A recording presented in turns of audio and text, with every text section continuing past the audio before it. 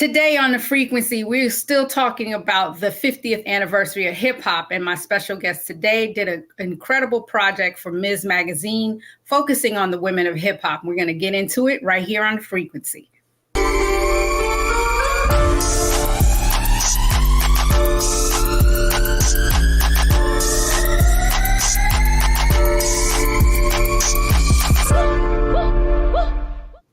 What's up, everybody? Welcome back to another episode of The Frequency. We are still counting down the 50th anniversary of hip hop. I'm your host, Dee Barnes.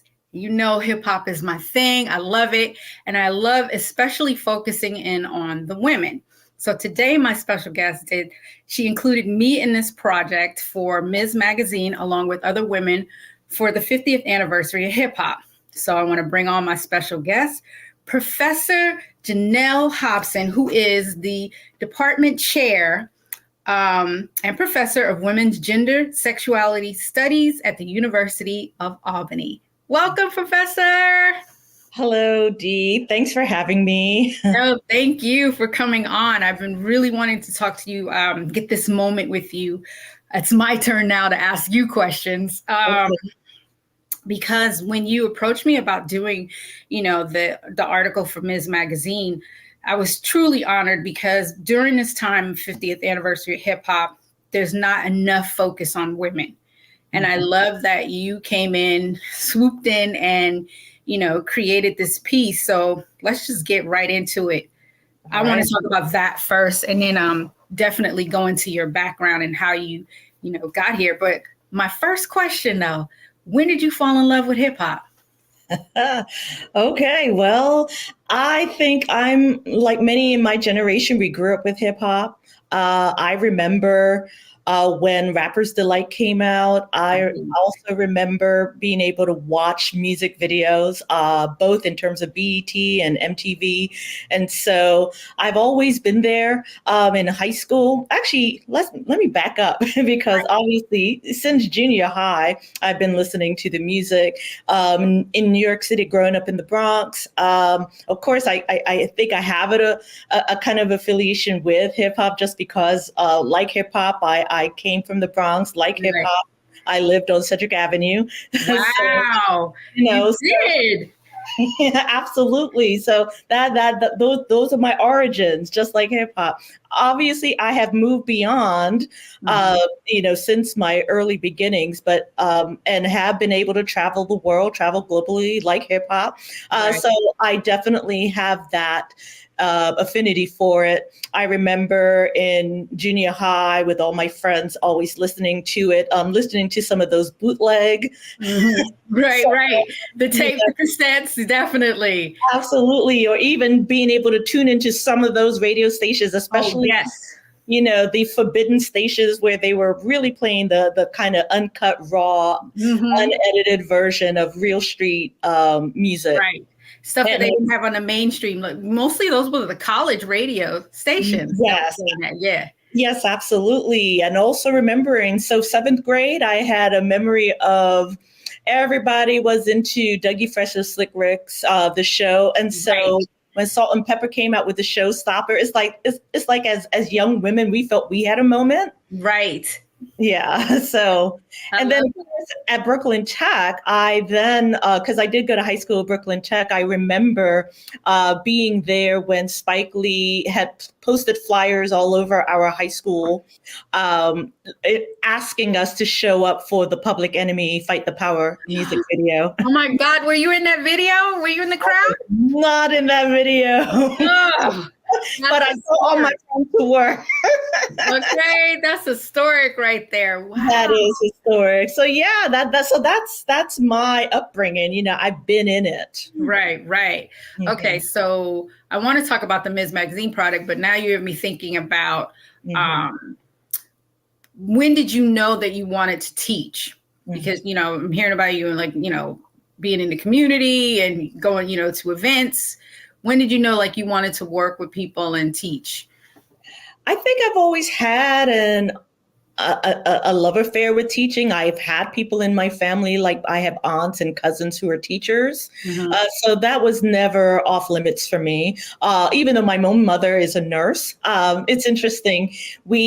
We had, in terms of role models, especially for older Black women, those who were either nurses or those who were either teachers. And I found myself gravitating towards teaching. Right. Of course, I was in high school, I really started writing and then developed a real interest in writing. And then I thought about going into journalism. But once I went to college and was majoring in English, I kind of moved away from journalism to focus more on writing and literature. Right. And it was while I was doing that work as an English major that I started to think more and more about going into teaching. And I did teach high school for a year before I decided to go and work on my PhD. And I had a great undergraduate mentor who actually recommended me for a fairly new PhD program in women's studies at Emory University. So I applied and got into that. And that was how I kind of went right into women's studies as an academic career. Okay. And yes. And so during that time is when I was able to participate in a workshop that Ms. Magazine funded to try to recruit more of us who were doing the kind of feminist scholarship they were looking for, because they wanted to grow their own journalists, so to speak. Right. Yeah. And so they thought, why not reach out to those who are already doing the work in terms of our scholarship? So that's how I started writing for Ms. So in a way, I think of it as a full circle moment. Yeah. Yeah, because then it's like I get to combine my teaching and journalism once again. Mm-hmm. Yeah. That's one of the things I left out in your intro is not only you, the professor, but you're a writer, also an author. We're going to talk about your books in a minute, but to focus back on the Ms. Magazine, I just got into this big debate with someone about the difference between feminism and womanism. And they also said that feminist was something for white women. We had this huge debate about this. So can you break that down for the audience? Because I'm sure there's other people that think like that too. Well, I think womanism had its moment. I'm actually thinking specifically of Alice Walker because she coined the term womanist. And around the time in the early 80s, she actually did a whole breakdown of what is a womanist. And, her first definition is a womanist is a Black feminist. So I really don't think that this really needs to be a debate because a womanist is just a Black feminist. And there's another definition she used that I thought was very playful. She says, womanism is the feminism as purple is the lavender. So you get the sense that womanism is supposed to be a deeper version of feminism. Right. But they're not supposed to be in conflict with each other. I do think, though, that I would say that because of more prominent Black feminists like Bell Hooks, for example, Guy Sheftall, they never shied away from calling themselves Black feminists. Right. Kimberly Crenshaw, they've adopted the idea of being Black feminists. Patricia Hill Collins. So Black feminism really never fell out of favor, at least with a certain cohort, I would say. Those who are definitely within a more academic, intellectual background tend to claim feminism more than womanism, although there is a whole school of academic religious thought. So there are many Black feminist theologians who did reclaim Alice Walker's womanism. Right. So there's a whole womanist theology school of thought.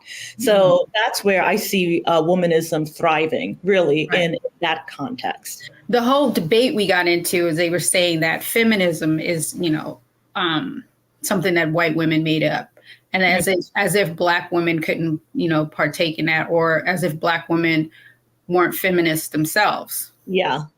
Well, and I think that's another thing that I think that just shows, well, really, which is why I'm interested in journalism and mass media, because the reason why we even have that perception has everything to do with how media has framed those perceptions. Because if you know the history, you know that Black women have always been in feminism, or some version of feminism. The very first woman in America to speak out publicly on issues of women's rights was a Black woman, Mariah W. Stewart.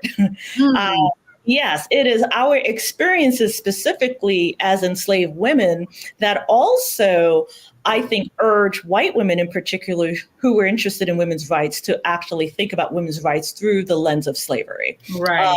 As a matter of fact, though, the very first Women's Rights Convention in Seneca Falls, this year was a huge centennial about it. Right. And I think it's important to remember, to at least recognize that the reason why you had Lucretia Mott and Elizabeth Cady Stanton, who decided to hold a whole Women's Rights Convention, had everything to do with the ways in which they wanted to participate in an actual world anti-slavery convention that was held in London back in 1840, 1841, something around that time. And those men were like, yeah, women, you have nothing to say. You can't speak, at our conference. And so as women, it's like, how are we, coming together, trying to advance the issue of abolitionism, and then we can't speak about it. Right. Yeah. And so, that's why we have a Women's Rights Convention in this country, because they were shut out from being able to talk about racial justice. And again, when you think of someone like Sojourner Truth, any of those other public Black women at the time, Frances E.W. Harper, or even the work of Harriet Tubman, what she's doing with the Underground Railroad, they were forcing the issue not just around racial justice, but around women's rights. All of them embrace both, feminism and racial justice. So we can't say that this is a white woman thing, because it's always been. Specifically, it's our experiences that have actually shaped the agenda of gender equality. I'm so grateful for you breaking that down, because, the debate I got into was hot. And then I noticed, too, a lot of people think that way. So I'm so grateful that you broke that down. Well, you brought up Harriet Tubman. We've got to get into your project on that. But we still haven't talked about the, Ms. Magazine. So we're going to get into that. We're going to take a quick break. We'll be back. All right.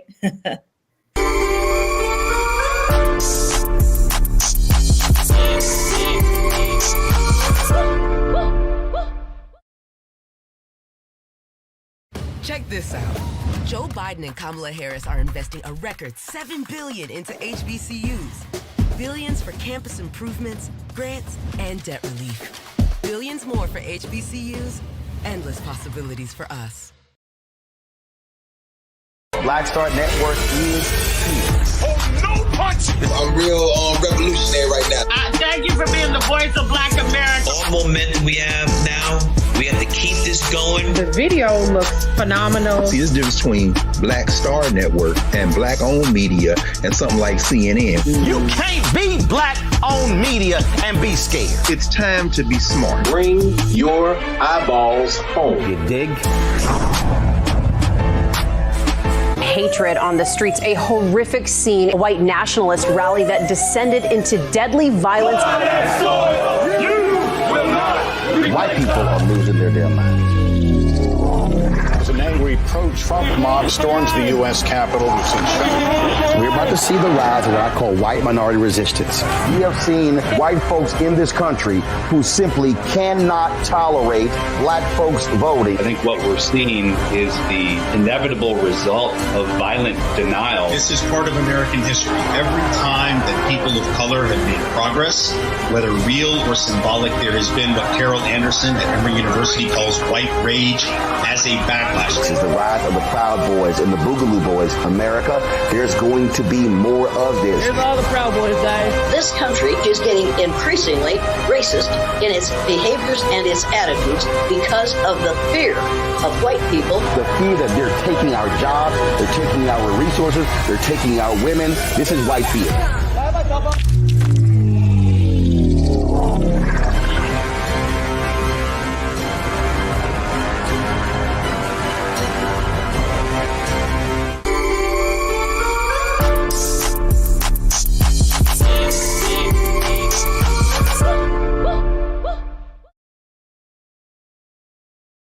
Back right here on The Frequency. I'm your host, Dee Barnes, and my special guest, Professor Janelle Hobson. We're getting into feminism and Ms. Magazine and the 50th anniversary of hip hop. Please tell me how you put together this incredible article And I think we do have a shot of it, but just the fact that, you included me, thank you so much. Not only just me, but the group that I was in, Body and Soul, which, hadn't really got any shine as much this, 50th anniversary of hip hop. So thank you. Tell me about it. Tell me about the article. Okay, so just the article with you, or just the whole series? No, the whole series. Yeah. Not just me. Not just me. No. Let's break it down. Oh, absolutely. Well, in our last conversation, we brought up Harriet Tubman. So I'm actually going to start with her because it was the bicentennial project that I did with her last year that gave me the idea to do a different kind of series the following year when I realized that hip hop was turning 50. So I had this great, Tubman 200. So, I was able to at least, gather different scholars and artists to actually talk about the meaning of Harriet Tubman for our nation on the occasion of her bicentennial birthday in 2022. And so that really went well. And I got so much support from Ms. Magazine and the Ms. Magazine editors. So I have to shout out to them for actually being willing to support my vision. And so being able to come back the following year with an idea for doing something on women in hip hop is what really shaped that. And there are some interesting, parallels. I think it's interesting when I moderated that special hip hop panel at the National Women's Studies Association conference last month? Yeah, it was just last month. And there were people, people who participated in a Harriet Tubman local tour that I guided. And when they attended the plenary, they noticed when we talked about Moni Love and Queen Latifah's Ladies First, that the video opened with Harriet Tubman. I know, amazing. Yeah. And for some people who didn't grow up with that particular music or even those particular artists, this was like a kind of spotlight or light bulb moment where they realized that, our music, our culture has been able to really shine the light on our own histories. And so I think that was important. So it was not hard for me to go from Harriet Tubman to hip hop, honestly. Yeah, no doubt. Yes, absolutely. Because it is a legacy of Black women's resistance and Black women supporting our communities. That's what Harriet Tubman did, leading the community and always putting us first in terms of Black people, whether it's Black women, children, and men. We've always felt the responsibility of our community and building our community. And that's something that I thought was integral to how women also were able to shape something like hip hop culture, even though it is so male dominated. And especially, again, when we talk about how media frames certain stories and narratives, just like they frame the idea that feminism is something only for white women, hip hop has also been framed as something that's only for Black men. Exactly. Yes, and Black women have always had to fight to show that, hey, we've been in this too.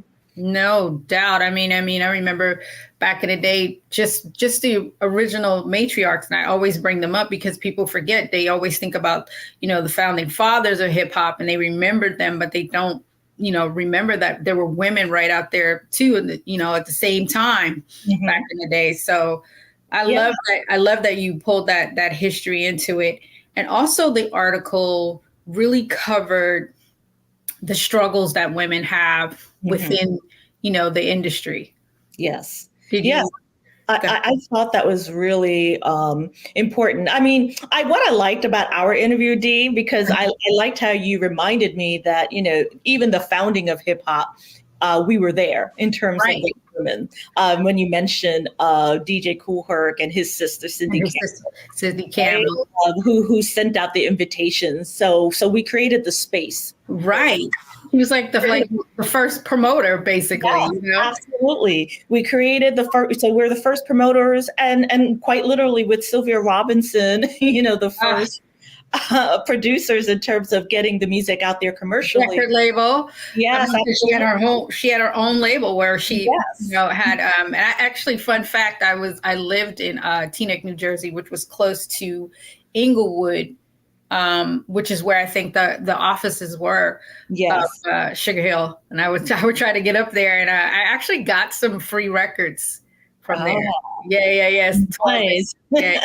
Sylvia is like someone else that we don't talk about enough. You hear about the other major labels in hip hop, but they never mention, her being the woman that, Black owned too, So that's pretty amazing. I love that you put all that in there. We're going to take a quick break, and when we come back, I want to talk to you about the conference that we did and the panel and how you put that together. Okay. Right on the Black Star Network. We'll be back.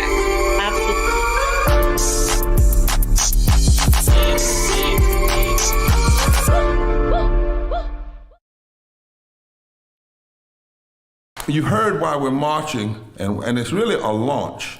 It's not even a march. We're launching a 42-week campaign, March the 2nd at 10 o'clock in Raleigh and 33 other state capitals and the District of Columbia. This is a historic move to mobilize the most powerful untapped block of voters in this country, poor and low wealth voters, who make up 87 million votes. And it's never been tried before. Never been tried before in history. At the same time, same message, same focus. And when that power turns loose, they will not be able to figure out the political calculus. I don't know about you, but I'm ready to shake things up. I'm ready to get up out of the valley. I'm ready for God to put his spirit on us. I'm ready to be used to change this nation. And what we're saying is, can't we come together? Can't we come together around an agenda? You ain't got to like everything about Rem Barber. You don't have to like everything about Sangria. You don't have to like everything about Long Choir. But can we come together and say, it's time to end poverty as the fourth leading cause of death? It's time to have $15 and a living wage indexed with inflation. So every time inflation goes up, the minimum wage goes up. It's time to have health care for all. It's time to fully fund public education. Can't we come together? It's time to protect women's right to women's health. It's time to have affordable housing for everybody. It's time to stop the proliferation of guns. Ain't no way folk ought to be able to have more guns than they have food, more guns than they have meat on their table. That makes no sense. Isn't it time for division to be ended and love to take over? Can't we organize around that? Look at your neighbor and say, neighbor, I don't need to like everything about you, but can't we organize for power? Can't we stand for justice? Can't we love everybody for just a little while? Can't we come up out of the valley? Can these bones live?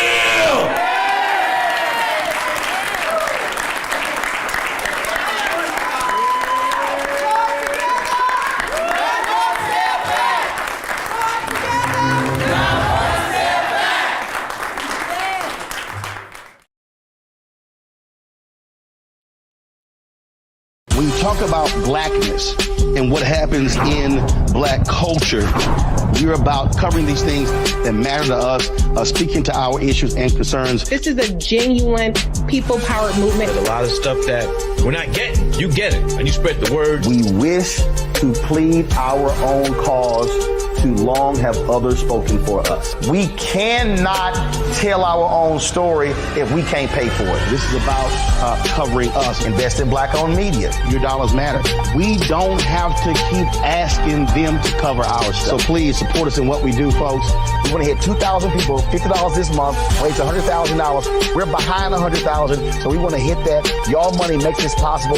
Check some money orders. Go to P.O. Box 57196, Washington, D.C. 20037-0196. The Cash App is $RM Unfiltered. PayPal is R Martin Unfiltered. Venmo is RM Unfiltered. Zelle is Roland at RolandSMartin.com. Black Star Network is here. Oh, no punch! I'm real revolutionary right now. Thank you voice of Black America. All momentum we have now, we have to keep this going. The video looks phenomenal. See, there's a difference between Black Star Network and Black-owned media and something like CNN. You can't be Black-owned media and be scared. It's time to be smart. Bring your eyeballs home. You dig?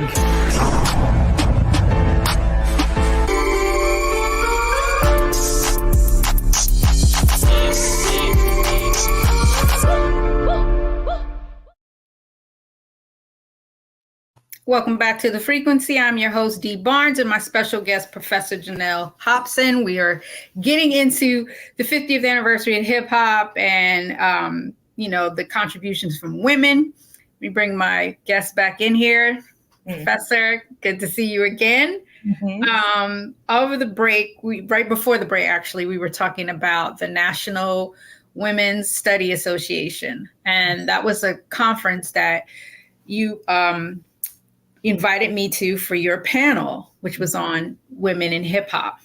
How did you get involved with the conference, the National Women's Study Association? I was invited to participate in programming. Okay. Then President Kay Whitehead, who was president for the past 3 years, and she basically wrote me in. I said yes. And I proposed a panel on hip hop because of the 50th anniversary. And also because I was working on the series, I thought, hey, why not extend this conversation beyond just Ms. When you said the series, you're talking about Ms. Magazine? Yeah, the Ms. Magazine series. Which also turns 50. Yes. I know. Isn't that's such an awesome thing that you did to combine those two, the 50th anniversary with Ms. Magazine and hip hop. But go ahead. Yeah, absolutely. So, and also to raise awareness, because there were quite a number of people who were regular readers of Ms. Magazine who were not as familiar with hip hop. Again, because the prevalent idea is that hip hop is a Black male only genre. So they didn't pay as much attention. So this series actually really helped to highlight who the women pioneers were, who the women rappers are, and even in terms of how we see more and more women hip hop artists who almost seem to be dominating, at least in terms of mainstream music right now. Right. They are dominating for sure. And now I'm going to go into, because you do gender studies and sexuality, and you just hit a point there that I have to bring up. About how women are perceived now in hip hop, with them, having agency, and they're looked at as it's a negative against us owning our own sexuality. It's too nasty. It's too this, that, and the other thing. But when men were on the mic doing it, it was perfectly fine.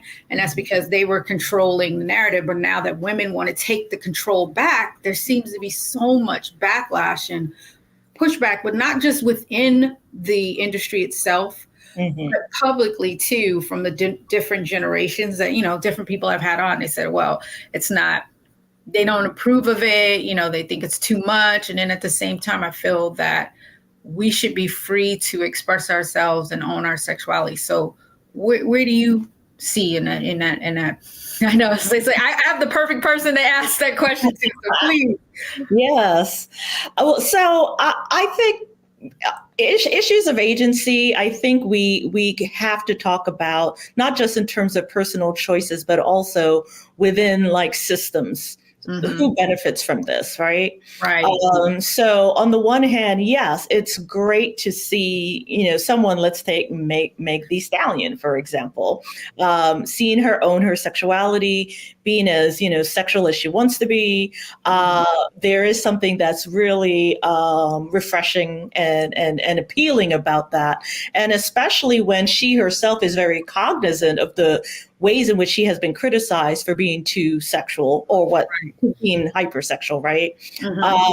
But then take, for example, that music video she did where she's calling out conservative men and conservative white men in particular, and then turning the gaze around in terms of they're criticizing you, but they still desire you. And so there's a whole hypocrisy that she is definitely calling out in her video. And yet there were behind the scenes images that were showing her male director, who has the camera right up, yes, of her background dancers. And it's like, well, okay, wait a minute. So your narrative is great, but then when I see the cameraman and the way in which he's framing your bodies for the full objectification of what your body is, right.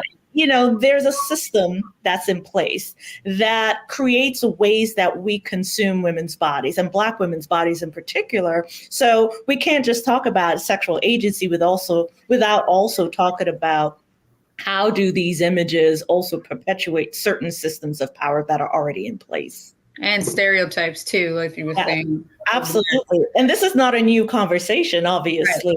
Right. Just think about when hip hop became controversial, it was through Black women's bodies. Think of 2 Live Crew being sued and having to fight all the way to the Supreme Court around issues of obscenity. And what was obscene about the music was the way our bodies were talked about in the lyrics, the way our bodies were framed in videos and in the live shows and that sort of thing. Right. So do you feel that that's a negative towards hip hop and towards women in hip hop, or do you feel that it's a part of society? It's a part of life. Oh, it's a part of society. I think so. Obviously, there's sexuality in music across the board, right? And hip hop. But they always zero in on hip hop though. Like hip hop's the only one. You know what I mean? Oh, yeah. Hip hop gets, and I think hip hop, they zoom in on hip hop because there's a way in which we tend to be very blunt. Yes, that's it. We're more blunt. We don't skirt around. We don't sugarcoat it. We come right out and say it. Right. And we think of clever ways to say it in different ways. Absolutely. And on the one hand, if we recognize that, well, the music is always there in terms of pleasure, whether we're talking about parties and concerts where people do get together in terms of romantic relationships and what have you, or even hookups or whatever you want to call it. Right. But at the same time, I think it is the oversaturation of the same kinds of images. Right. That was something that I thought was interesting during our hip hop panel at NWSA, where the rapper Moni Love talked about there was more variety when she started out as a hip hop artist. Right. And that is something I would be concerned about. It's like, okay, we have more women, but are they all being forced to fit into the same hypersexual cookie cutter image? Right. Exactly. I've been talking about that for years about, so I love that Moni brought that up about the balance, you know?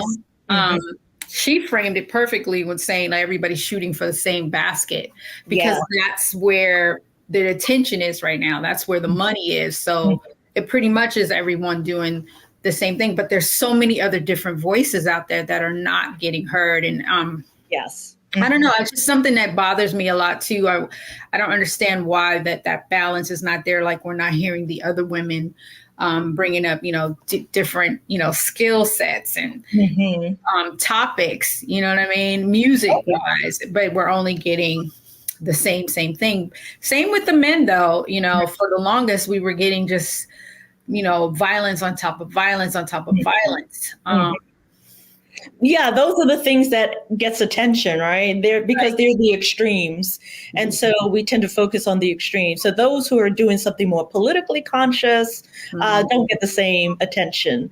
So that to the media, right? Yes, absolutely. One of the systems you were talking about. Yes. How do we break that cycle? That's a good question. I think the more we talk about it and the more conscious we are, the more we can take note of, okay, so we're getting the same images over and over and over. Right. And I think those who are able to break out of the mold are able to advance us. So take someone who I guess we could call hip hop adjacent, right? So take a pop star like Beyonce. I think that on the one hand, there was that moment when she had her self-titled album that she dropped as a surprise. Right. And she really embraced her sexuality full on after that. Really, she's showing that she's becoming more and more independent. But I think it was her Lemonade that really opened up ways in which you can do something so vastly different and have everybody talking. And of course, we might all just be talking because it's Beyonce and not the fact that it was a great piece of art. Right. Yeah. It's one of my favorites. It is a great piece of art. Yeah, absolutely. And you realize that she could have done that whole album about, surviving a cheating partner, which is what it is, right? She could have done that in a very straightforward narrative, typical music video, right? But she didn't do that. She actually was able to venture into more artistic expressions, to delve into African spirituality, to revisit, the plantation history of Louisiana through the sites that she includes in the visuals. And all of a sudden you're thinking a little bit more deeply than this is more than just about my cheating partner. Right. It was beautiful visually, just artistically. Yeah, absolutely. So, yeah. And you'd love to see more artists who are able to do that, not just people who who is at the level of a Beyonce who can, put out her own stuff. Right. But that, that artistic freedom you don't get until you get to that level, really. Yeah. Honestly, I mean, you start off that way, yeah. And then when you get caught in the system, in the machine, and it takes a moment to break free again. Yes. And be an artist on that freedom. But I want to talk more about, you said other artistic endeavors. I want to talk about your writing. We're going to take a quick break and we'll be back right here on The Frequency.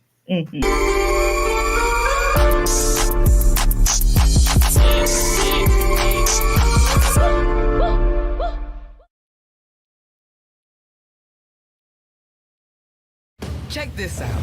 Joe Biden and Kamala Harris are investing a record $7 billion into HBCUs. Billions for campus improvements, grants, and debt relief. Billions more for HBCUs. Endless possibilities for us.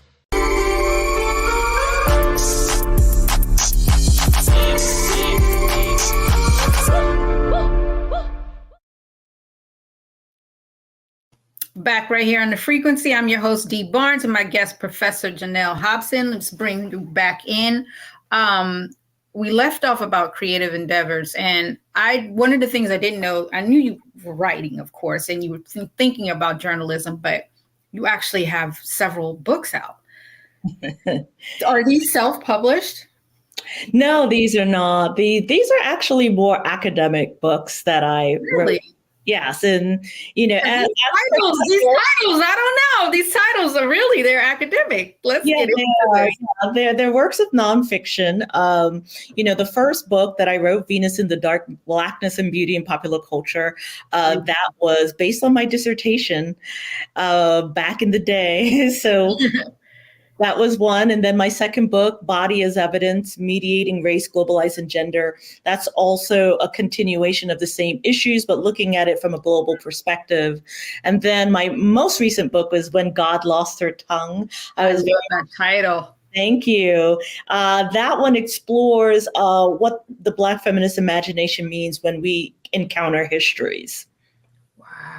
Yeah. So my next book project, I'm hoping, is I'm actually going to delve more into Harriet Tubman as a biography, even though I'm very, I find that daunting to think about writing a whole biography. So I'm thinking it's either a biography or it's going to be about how she is represented in the culture. Okay, that's a dope idea. I mean, we don't have enough. I don't think we have enough on Harriet. We don't celebrate her enough either, but that goes back to what we were talking about with women. Go ahead. Sorry. Absolutely. I agree. We have one movie? I mean, when you consider all the amazing things she's done. And it's always the same story they tell it. There's so much more to her that I've learned over the years getting, as I get, like I learned something new about her all the time. And I would love to have all that history, in one place, and to learn some new things about, because I'm sure there's stories that we don't know. Yeah, absolutely. Is it hard to do that on a historical figure like that, to the research? What's the question again? I'm sorry. Is it hard to write on a historical figure like that, in particular with the research? I would say it would be hard. So right now I'm getting started in terms of doing research. So I'll be able to say more once I dig into like archives and other kinds of historical data. So it's not so much about hard as it is about how do you put the narrative together? How do you write the story? And what is the story that you want to tell? Because once you have the research done, then it's about how do you interpret that research? And then how do you make that something that can be a compelling story? Mm-hmm. Okay. And in all of your books, really, I mean, of course, they focus on women, which I love, because I think we need these stories told just to help us as women deal with, I think once somebody tells their story, it helps another person heal. Yes.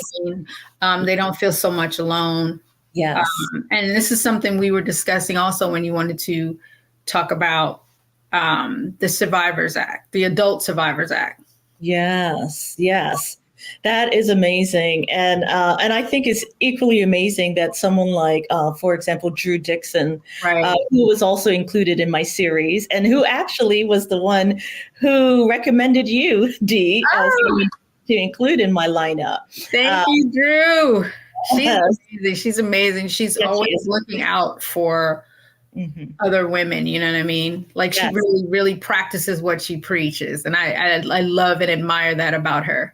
Absolutely. I remember she came to my attention when I did a review and an interview for the HBO Max documentary On the Record, in which she's featured. She's one of the main features. A number of survivors who came out in terms of surviving sexual harassment and assault, by Simmons. And so that was already not only an interesting story in terms of, yes, there is Me Too, there's a Me Too moment in terms of the music industry, but also just learning about her own background as somebody who's an executive working at Def Jam and Arista, and realizing that she was behind so many amazing hits like I know Method Man and Mary J. Blige, You're All I Need to Get By, and it still blows my mind how much work she's put out and how much you think in terms of what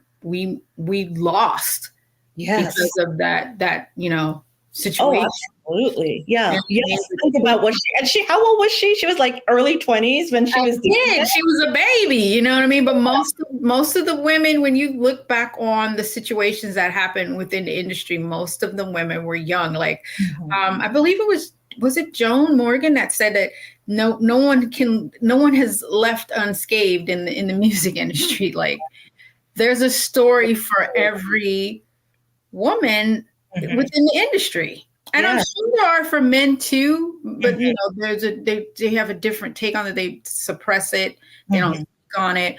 A lot of women too have not stepped up to speak on it. But once you see someone speak up, it does encourage you to step forward. And I think that's what happened. That seems like it's happening. I don't know, because many people are like, oh, we're now going to have our Me Too reckoning. It's like, we'll see. Yeah.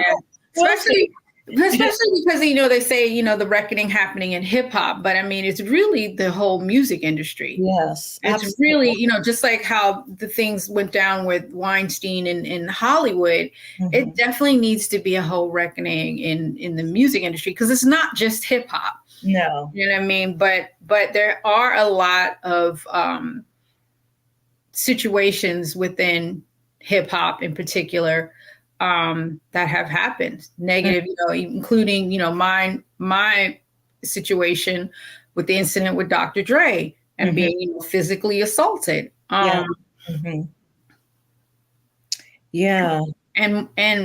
honestly more. but I'm not gonna speak on that. Yeah, absolutely. And I think that's what is so important is how do we, which I think this is what Me Too allowed, right? It allowed people to actually have space to say, this happened to me too. And right? we need to bring up Tarana Burke because yes, he is the one that created that. Yes, exactly. We're not going to have any more erasures, women and Black women in particular. So please continue. I'm sorry. Oh yes, absolutely. And thanks for bringing up Tarana Burke because her work was so important, and especially when she was recognized and honored for that, and doing that work way before Twitter was even invented. Exactly. Yeah. So way before Me Too was a hashtag, there was Tarana Burke doing the Me Too movement, and I think these are things that you guys discuss in your women's studies. Yes, absolutely. Absolutely. Because we talk about gender and power. So you have to talk about issues of violence because it does come up. And I think what is useful with a term like Me Too, what it does, it allows others to recognize, okay, so I'm not alone. Me too, right? So that's the most important thing. And therefore, if you had a certain experience, it's like, okay, so it wasn't in my head. Mm-hmm. This was definitely something. And the more you talk, I mean, that's really what Me Too is consciousness raising, really, because that's what feminism was doing in terms of the feminist movement. Mm-hmm. Being able to talk out loud about, I'm experiencing certain things. It could be because of my gender, it could be because of my race, but once you start sharing, then you can actually say, okay, yes, it is based on my gender, it's based on my race. And that's how you start creating consciousness around issues. And that's when, once you have a community that can talk openly about the issues, then you can start to theorize about issues. And then from there, you could start building political movement in terms of, once you've recognized the Me Too, then it's like, how do we move forward now? How do we, how do we? That was going to be my question. Like, how do we move forward now after recognizing that? Yes, absolutely. And I think that's something that we should all be having this conversation, not just those in the music industry or in Hollywood, but in academia. I mean, if you look across the board, so many people have a Me Too experience. I think about the military in particular, you know, absolutely. A lot of women in the military experience and suffer in silence. Yes, exactly. And I think those in power rely on your silence because you're usually too ashamed they know that you're too ashamed to come forward to say, I've been victimized in this way. So let me keep it to myself because who's going to believe me? Wow. Yes. So when you have somebody, especially someone with a lot of power, whether we're talking about financial power, cultural power, social power, that becomes much harder. We're talking about, the general idea of rape culture, which is not a culture where, rape is permissible so much as it is a culture where rape is normalized. There's normalized and accepted. Yes, and accepted. Yes. And we are talking about a culture where, a 6-year-old girl who has been molested would be looked upon as if she was fast, for example, but a grown man in his 50s, somehow, he couldn't help himself. That's sick. I mean, that's the culture that we're dealing with. That is the culture. Was fast. Grown man didn't know what he was doing. Right. Yeah. Oh man, and that's what we're dealing with. So if we are already in a culture that normalizes that, of course it's hard to come forward with your own experience, which is why Me Too is empowering, because now you realize, oh, it wasn't just me. Exactly. I still don't like, though, the backlash that, especially Black women and girls get not being believed, women, but when it comes to Black women and girls, they're not believed. No, they're not believed because, for such a long time in this country, in the history around slavery and Jim Crow segregation, our bodies were constructed as unrapeable. Unrapeable because we were property. Yes, exactly. That we were property. And of course, in order to, and it's not even just a property, we were reproducing property. Okay. Right. We were products. We were product. Yeah. So it benefited the system of chattel slavery to rape their property, because then you can reproduce that property with more enslaved offspring coming out of that. And it doesn't matter who did the sexual assault. It was going to be profitable. And so that's kind of what we're dealing with. And then after slavery, when Black people were reclaiming their lives and freedom and advancing themselves, people always ignore that moment, which is why I'm enjoying The Gilded Age right now on HBO. Because it's actually looking at that generation. They really advanced themselves. No wonder there was that backlash in terms of white supremacy. They had to crack down because just one generation after slavery, Black people rose up, learned to read and write, were entering into Congress, entering into the professions. And that completely dispelled all of the stereotypes that we were these beasts of burden, these brute savages. Right. Not smart. Yes, not smart.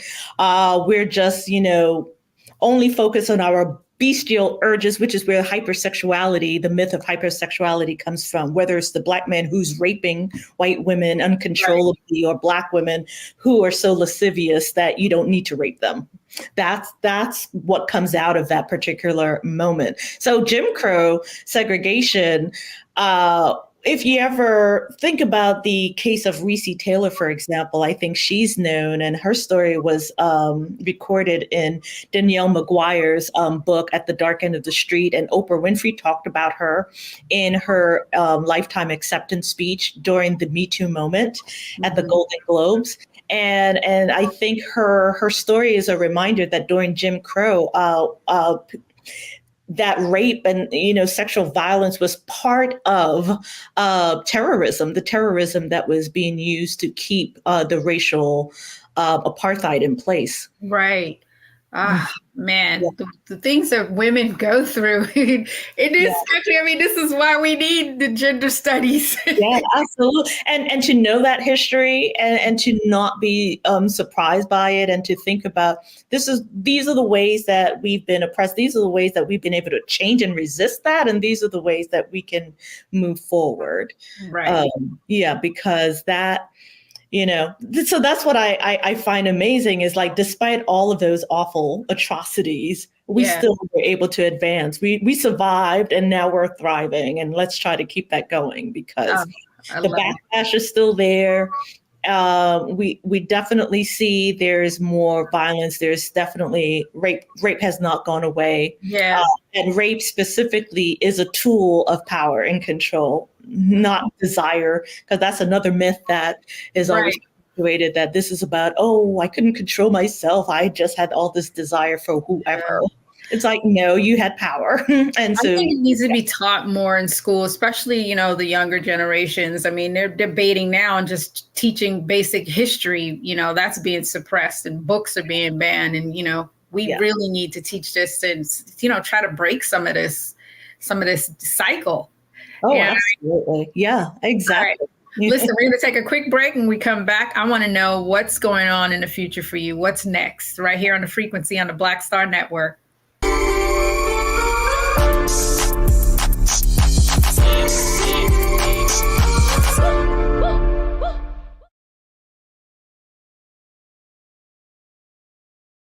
Don't you think it's time to get wealthy?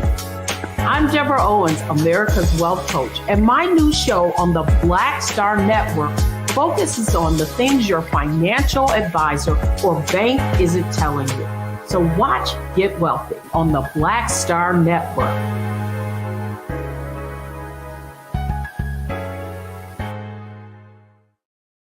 Black Star Network is here. I'm real revolutionary right now.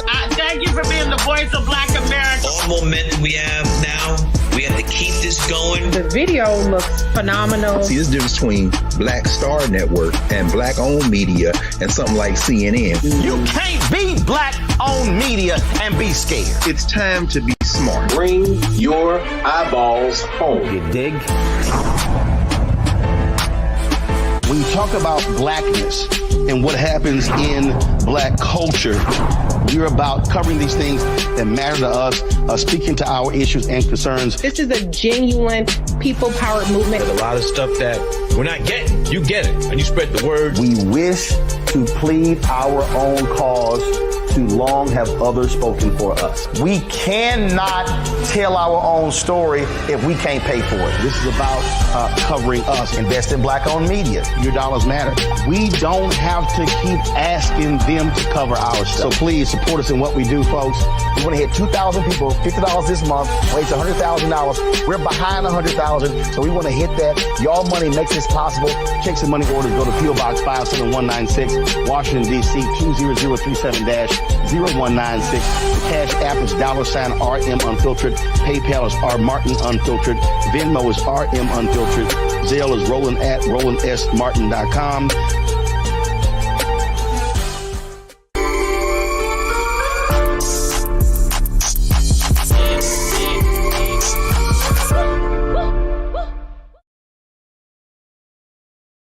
Back right here on The Frequency, I'm your host, Dee Barnes, and my guest, Professor Janelle Hobson. Janelle, that last segment right there where we were talking, right before the break, everything you were saying was hitting home. I mean, I'm so glad I had you on because you really broke down some facts that needed to be heard, you know what I mean, as far as rape culture and the residual effects of slavery. Mm-hmm. So I want to say, first off, thank you, because that needed to be said and you presented it perfectly. Man, this must be what it's like to be in your class. That's how I feel. I feel smart. I feel smart already. You're like, oh, professor, I'm learning some stuff, taking notes. You know what I mean? I love it. What's next? Saying that. I meant every word. Say it again. I hope my students feel the same way. I bet they do. They have to. I mean, who can help it? Okay. What's next for you? What's on the agenda? Yeah. So as I mentioned already, I'm going to be doing some research and writing a new book project on Harriet Tubman. I also have some other smaller articles that I'm working on in terms of Black feminism and Afrofuturism. I'm really thinking more how we are engaging the future, not just the history. Right. I'm interested in the history, but I'm also interested in how we're engaging the future as well. I have a number of different things that I'm looking at. I'm also have a third edition that's also coming out of my first book, Venus in the Dark. Oh, okay. So that's a chance to revisit and to add another chapter in terms of updating that book, which looks at the legacy of the Hottentot Venus in various representations of Black women and issues of beauty and sexuality. So that is going to be coming out in 2025. So that will actually be the 20th anniversary of the first book, first edition. So I'm kind of excited about that. Yeah, thanks. So, which is interesting because to me, it means that there's always still something to say about Black women and how our beauty and sexuality is defined in the culture. Mm-hmm. I love that. You ever think about writing something about, women in hip hop? I mean, you've inspired me on a number of different things right now, but I'm curious. Oh, I think if I'm able to do a good job with the Harriet Tubman biography, you will. Then I actually might want to do a hip hop biography. All right. Yeah. I love that. That's a great idea. I don't think enough of our pioneers get enough attention. That's what I'm talking about. Yeah. That's what I'm talking about. Oh, thank you so much. Oh, I've really enjoyed this conversation. I hope the audience enjoyed this conversation. You've really, given me something. I hope the person that I argued with about, womanism and feminism watches this. I'm going to make sure they watch it It was a male, by the way. Oh. So I want him to watch this and get educated with Professor Janelle Hobson. Thank you so much for being on today. I really appreciate you. Yeah, thank you so much for including me in this show. I'm so glad to be a part of it. Thank you so much. Okay, you guys, it's been an incredible episode right here on The Frequency. I hope you learned something today. We tried to elevate you a little bit. So check us out next time. We'll be back on the Black Star Network. I'm out.